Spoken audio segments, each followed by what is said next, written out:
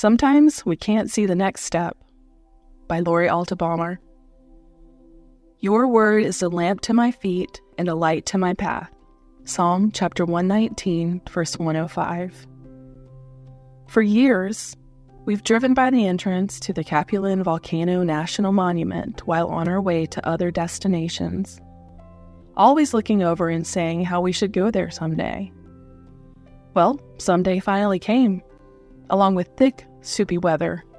At an elevation of 8,182 feet, the entire volcano was hidden in a dense cloud that reduced visibility to a matter of feet, instead of the hundreds of miles seen on a clear day. We made the decision to hike the rim anyway. The trail is well maintained, so there was no concern that we might miss a turn or walk off a ledge. Life often comes at us like the cloud on top of the volcano that day, casting a dense blanket over the future or blocking our view of everything but what is closest to us. On our hike to the rim, all we could see was a few yards ahead, and yet we made it safely around the rim.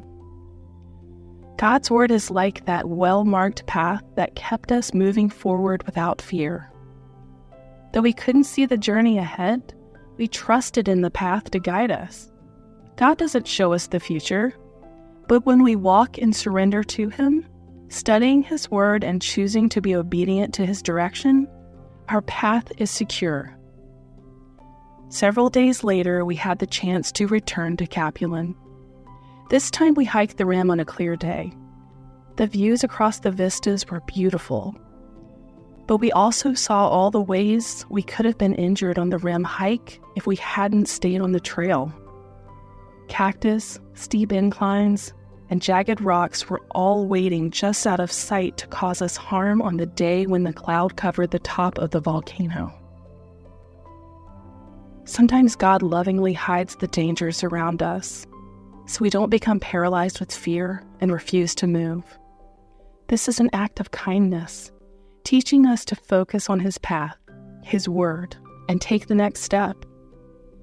In this way, He can lead us up the steepest mountains and through the darkest valleys, taking us places we would never have attempted if we'd been allowed to see the full picture. When we learn to trust God's word completely and without fear, no matter where the trail takes us, we will have peace.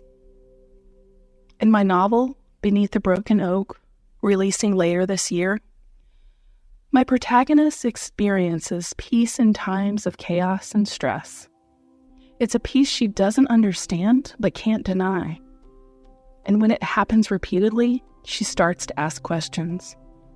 Tragedy led her to turn from following God. Tragedy will bring her back as she struggles to understand the source of this peace that passes understanding. Philippians chapter 4, verse 7. Questions for reflection. Have you ever experienced a peace that didn't make sense in the midst of a trial? To what did you attribute this feeling? What does it mean that God's word is a lamp to your feet? How might memorizing this verse and meditating on it help you through a difficult time?